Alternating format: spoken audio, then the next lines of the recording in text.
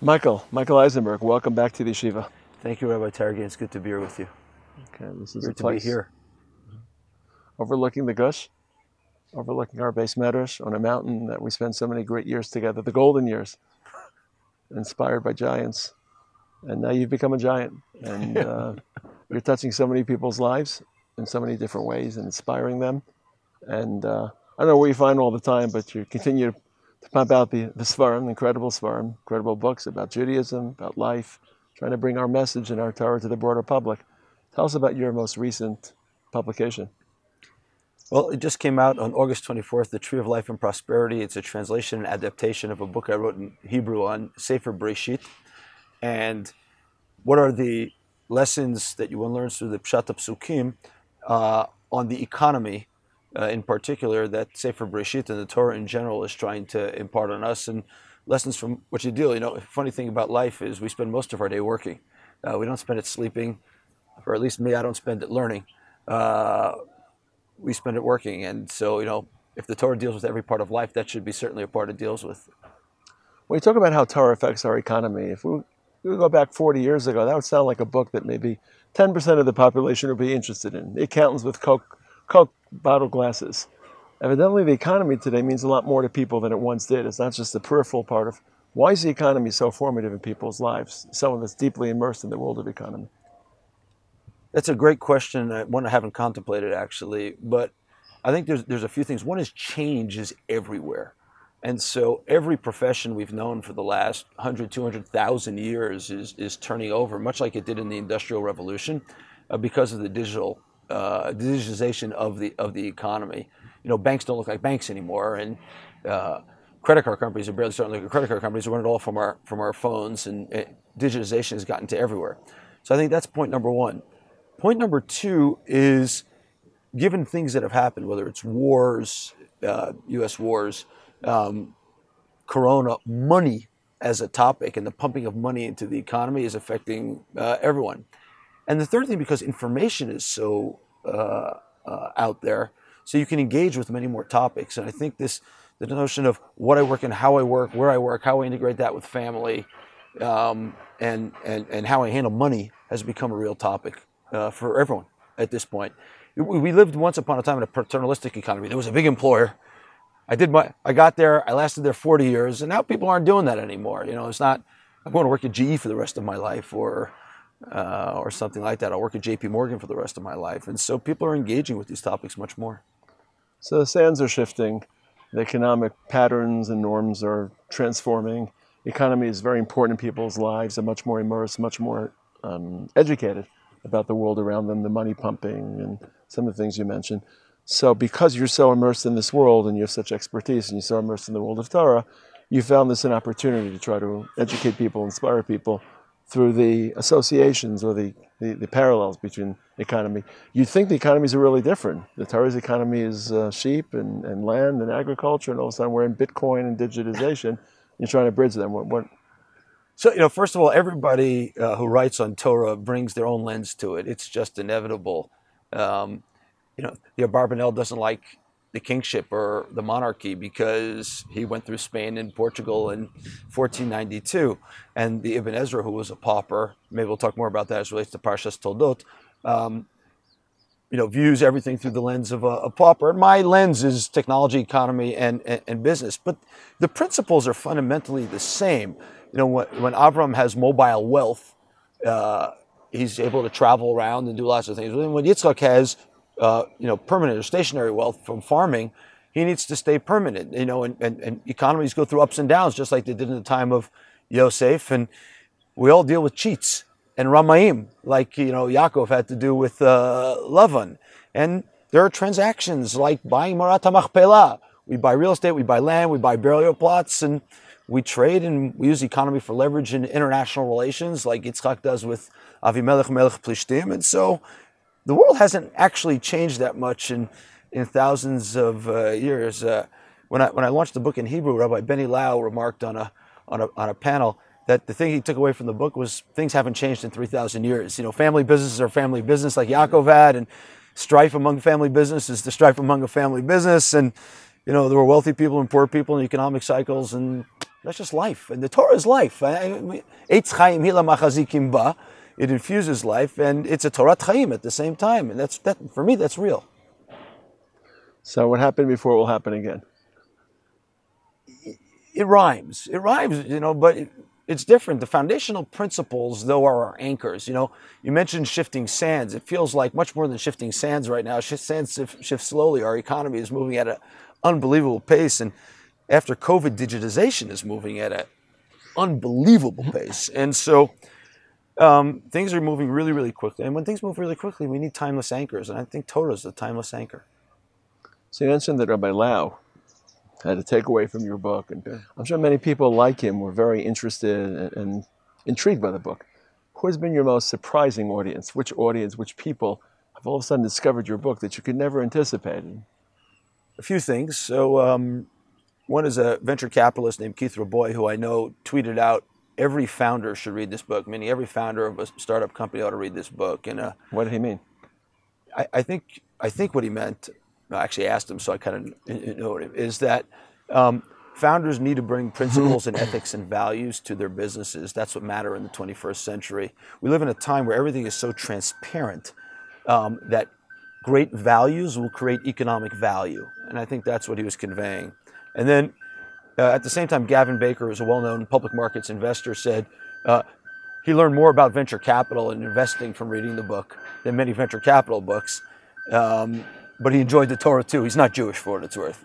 Keith is, Gavin is not. Those have been surprising audiences, investors. It was just given out at the Jefferies Investment Bank Technology Conference. The book is the door prize. And so, and then for a while, the second best-selling city of the book was Salt Lake City. And so it's finding all sorts of audiences, and around the world, it's been surprising and humbling. And I think the Torah is what to say right now. People are looking for something right now in this moment in history. You remarked to me, you know, the last time we met, there's a moment now. Faith is gaining traction, and values are becoming important. People are looking for them, and the Torah's got plenty of those. So give us a little taste. I know you can't summarize the book. It's Parshas Toldot. Tell us how Toldot can elucidate or guide us in. I mentioned before that the Ibn Ezra sees things through a poor man's eyes. So the Ibn Ezra says that Esav didn't want the Bechorah because Yitzchak was poor. And the Ramban takes off on the Ibn Ezra. He can't imagine. I think the words he uses, Misimei Teinav or something like that. And can't be. The Avos were wealthy. It's part of the Brachata Avraham. It's part of the Brachata the Avot. It can't be. Wealth is a big topic in the book of Bereshit. And I try to make shalom between these two giants. And what I think actually goes on is that Yitzchak was a wealthy man, but he had different wealth than Avram did. Avram had mobile wealth, movable wealth. He had tzonu bakar, he had kesef azab, things you could take around when you're running away or immigrating. Whereas Yitzchak settled down, and he vayimtza b'shana me'as sharim, and he built an agricultural empire. He has avadim u'shvachot, avudah rabbah, many slaves, and that requires real management. It really ties you down. Farming ties you down. And I think Esav, who was a nomad like Avram was, didn't want Yitzchak's wealth. He wanted to go back to the Abrahamic model of movable wealth, whereas Yaakov, the Ish Tam Yoshev Oalim, was willing to continue Yitzchak's enterprise. Ironically, it doesn't work out that way because he has to run away. And I think part of what the Torah is telling us, and I jumble the parshas there chronologically, it's, I think, inconceivable to me that Yaakov and Esav are born, and then Yitzchak goes to Avimelech, and Yitzchak metzachek et Rivka ishto. That clearly happens before. I'm not the first person to say that. Shadal brings it down in the name of Rav Woof. And but I think the lesson the Torah is telling us is times change, and what our parents did is not what we're going to do. And if our mothers maybe wanted us to be doctors or lawyers or accountants, real professions that sustained the Jewish people in exile during the 20th century, the American exile in the 20th century. In today's day and age, it's different. Technology matters a lot more. Being an entrepreneur matters a lot more. Being a solo entrepreneur is something that's viable. You can sit at home and run a business globally. And so the worlds are changing, but the Torah understands that and just says, we've got the same values of these avos. We need to persist them in whatever the new trade we're plying is. Sometimes when you write a book, you set out with a particular plan, and life is serendipitous and it's very fluid. And as you write a book, because it's an experience of writing a book, you grow, you change as a person. The only constant is change. So how did this change you? What's your next book? What horizons did writing this book open for you? What new book did this conjure up in your imagination? So I'm on a journey now. I've written in Hebrew, Breshit, Shmot, and Vayikra, and I'm almost done with Bamidbar. And I, please God, plan to finish the Dvarim. It's written already.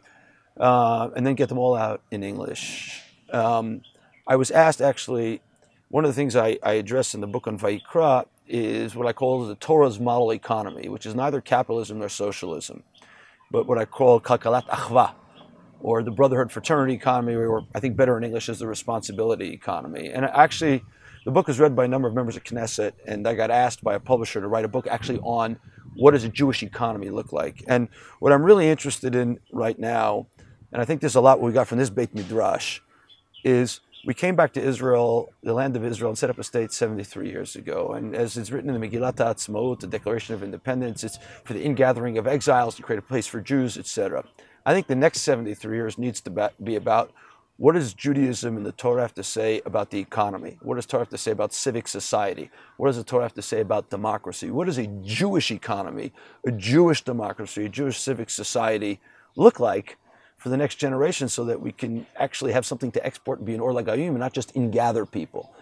What are the values that infuse Jewish technology and Israeli technology? And that's kind of what interests me going forward. And that's part of what's changed in me going forward. I think we have a lot to say, Baruch Hashem, and I think the Torah has a lot to say, and we need to translate the Torah, not into Shivim Lashon, but into Bitcoin and cryptocurrency and artificial intelligence and synthetic biology and the tools of the future. Moving back home, you have a lot of inspiration, a lot of passion, a lot of vision, and it's hard to condense everything you took from this yeshiva, from this mountain, from our Rosh Yeshiva, our beloved Rosh Yeshiva. But is there one formative statement, slogan, idea, story that in your moments of doubt or your moments in which you want to draw strength, you return to? Is there something from this yeshiva that drives you? When I was a first-year student here, I really wanted to have a kesher with Rav Lichtenstein. And, Rav Bazak once said, everyone's heart skips a beat when they walked over to Rav Lichtenstein. And so I had a halachic question, which he wouldn't have been the right person to ask necessarily because you could get a long-winded answer. And I've told this story before, but at the time I had a double cassette recorder where you could take one cassette and kind of record it onto a blank cassette. The illegal ones. What? The illegal ones. The illegal ones. So I asked Rav Lichtenstein whether or not I could do this and it was halachically permissible. And he looked at me and he said, "Oh, you bought the tape. They can't tell you what to do with it. You made a kinyan on it, but you're not going to get a medal for Kedoshim to you." Obviously alluding to the Ramban in Parshas Kedoshim of Shelo Yanavel B'Shus HaTorah. And I think Hashem lives in the gray. I think one of my big takeaways from Rav Lichtenstein is Hashem lives in the gray, not in the letter of the law or even in the Shulchan Aruch. Follow halacha, but there are so many gray situations in life, so many gray situations in business, so many things where you ask, what is expected of me? And that's what I take away from that story of Kedoshim too. I subsequently told a story on Rav Lichtenstein's Shloshim. I can't remember if it was the Shloshim of the Yartzeit here. I was engaged in a business deal. We were kind of shook hands, but some of the background had changed. They come to sign the agreement, and I said, this deal is not good enough, etc. And I sat there with the guy, and I said, "Come on, you got to do this." And things have been hidden from me. I just sat there and asked myself about that question, what Rav Lichtenstein had said at that time, and he said, "Go ahead, it'll be okay." And thank God it was. And we're all competitive. We're all, it's competition. I could have gotten a better deal on the spot, but I really believe he would have said, "Stick to the deal." So when you write a book, you give up autonomy, you give up control. You're the author, but the book hits the public, and people read it as they choose to. And they sometimes misunderstand it, or even if they understand it, they don't always proportion it properly. They take the book too seriously, not seriously enough. I think Rabbi Sachs once said that one of the great dangers of religion is when fundamentalists read text too literally. They don't read a broader contextual view. If you could speak to each one of the people reading your book, how would you plead with them? How would you caution them against incorrect readings of your book? First of all, that's a brilliant question. Two, it's 100% right that you lose control of what you said.